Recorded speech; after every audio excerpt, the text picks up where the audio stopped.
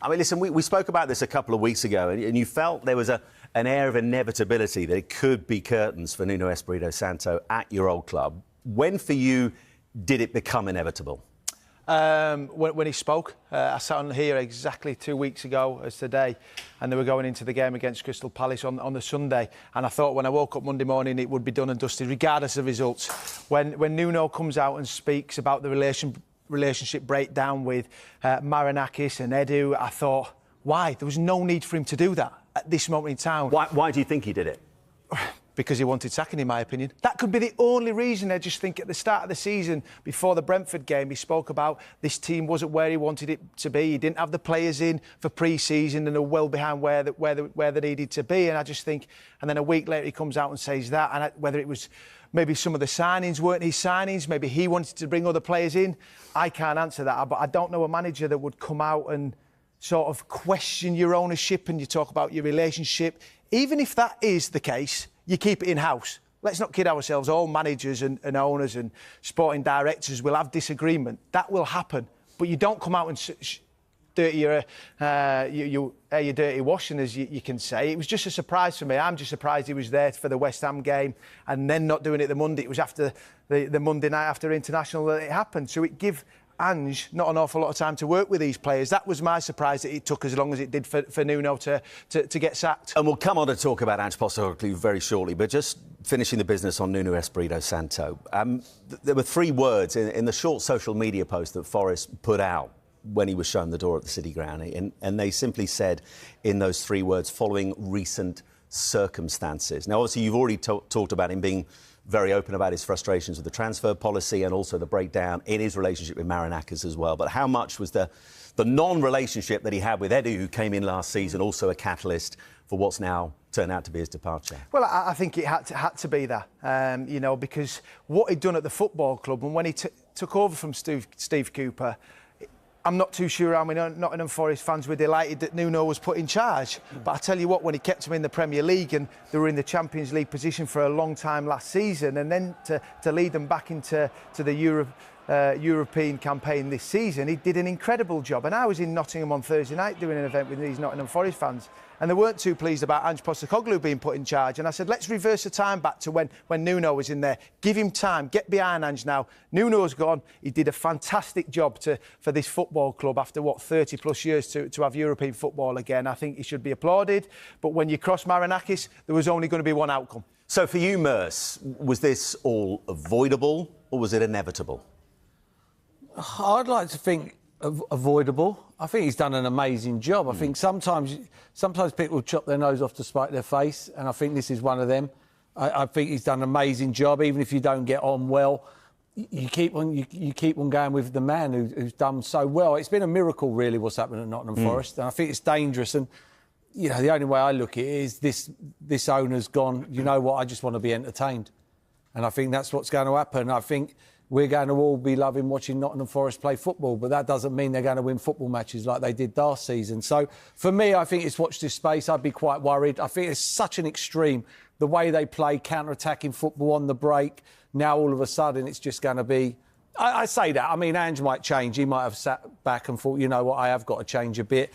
And it'll be gung-ho football. And, yeah, I'd watch this space. And since December 2023, Clinton, when he arrived at the City Ground, only 6 Premier League teams have picked up more points than Forest, 91. I mean, Tottenham, who had Postecoglou in charge, who's now in charge of them, it's 14 points more than they picked up over the course of that time as well. Why, for you, was he such a successful fit for Forest?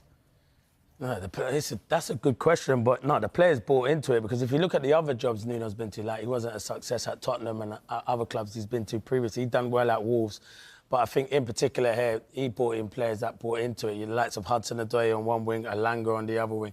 They didn't have much of the ball, and Forest didn't have much of the ball under him. They were the least team with the possession, but what they did, they were brilliant on the counter-attack. And then you have X-factor players, those two, Gibbs-White. I think Wood had a terrific season. I think the goals that Wood got, everyone was surprised by the goals he got, but he was fantastic. And defensively, they had still at the back.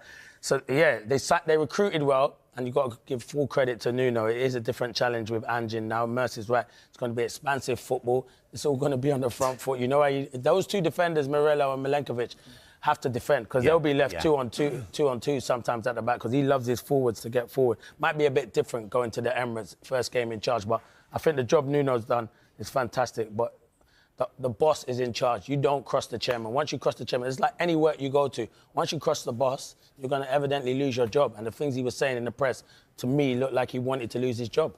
And those famous scenes, Tim, after the Leicester game late on last season when that Champions League finish was beginning to slip through their fingers, Marinakis comes on the pitch as well. Was that for you a very public sign that that relationship was beginning to break down?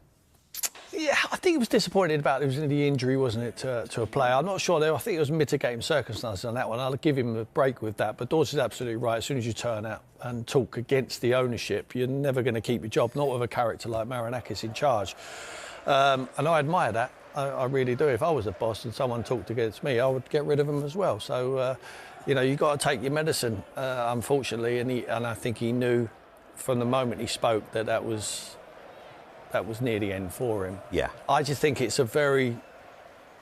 Ange's gone in there, and I'm pleased he's gone in there. I thought he was harshly treated at Tottenham. I think they've sacked a winner, and Nottingham Forest have employed a winner, and they certainly have. But he's made one mistake already, isn't he, by going in now, 2 days before playing at the Emirates. I think we could have dragged that out. I would have sent it to the lawyers, said, you know what, let's have a look at it over the weekend and maybe we'll sign it on Monday. Well, that's the thing, Dawes. Why they had that capitulation late on against West Ham. Took us by surprise because of the form that West Ham have been on, and we'll talk about West Ham a little later. But if this was inevitable, why not act then? I know a lot of players on international duty, so you're not going to have a whole squad to work with, but at least get him in, get him working, give him plenty of time to prepare for what is about to get underway in just over 15 minutes' time. Because they obviously couldn't get it done in that time. It was no coincidence when I woke up Tuesday morning that Nuno had been sacked on Monday night, and then a few hours later, Ange's in the door. You're telling me that they negotiated that in a few hours? No, that had been ongoing. Marinakis will have been talking to maybe numerous people, whether Ange was the only person that he wanted in charge because he wanted to win something. And I've always said on this show, Marinakis, when I worked with him in the Championship, his vision was to get Nottingham Forest back into the Premier League. And I said 2 years ago when they were back in, he won't be happy with them just staying in this Premier League. He wants to bring more success. Did he see it as a negative last year, missing out on the Champions League? I think he did. I think he will have looked at that and gone, we were fourth for so long, we're in the top four, and we only finished seventh. And he's also pretty clear in terms of European competition that they are not there to make up the numbers. Yeah, he's pushing, he wants to win it. Yeah, and that's why he's brought Ange in to do that, because when Ange took over at Tottenham Hotspur 2 years ago, I think people forget how well he did in his first season, finishing fifth, just missing out to Aston Villa. Last year was a disaster in the Premier League campaign.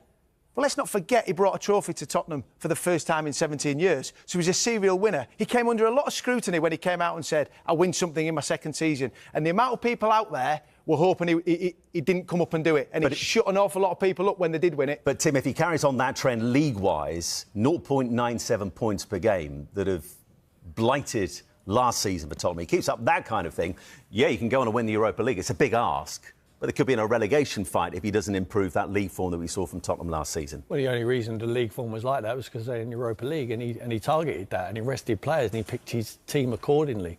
He made his mind up very early on, I think it was around January time, that they wasn't strong enough to compete on all fronts. And he put all his eggs in one basket. That was the Europa League.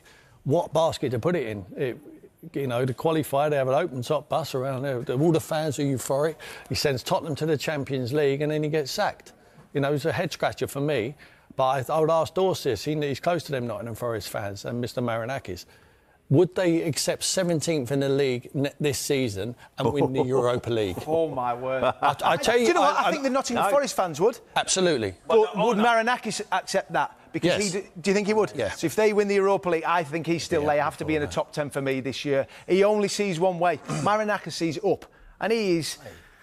Like I said, I think he was disappointed last year he didn't have Champions League football. Mercer, you sat in here for a long time, didn't you, saying, look, and I've said they overachieved last year. They played, every single one of those players played to their max potential. They were batting well above their weight, and you said they would drop off, and I kept believing that they were on a wave. Could they do it? And they finished seventh. That was a huge success for me, in my eyes, for Nottingham Forest. Oh. Just want to get one final thing on you before we push things a little bit more down the Ange Postecoglou line. Dawes, for you, I mean, listen, no one's ever going to touch the imperious record of Brian Clough at Nottingham Forest. But in terms of managers who've come since him, where do you put Nuno Espírito Santo?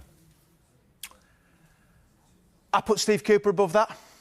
Above Nuno, because a lot of managers came in when I was following that football club and played for that football club, and 23 years they were out of the Premier League. He got them back up. 30 years they're out of Europe. Yes, he kept them in the Europe. Premier League 2 seasons, and I think he would have done. Nuno took them into to Europe again.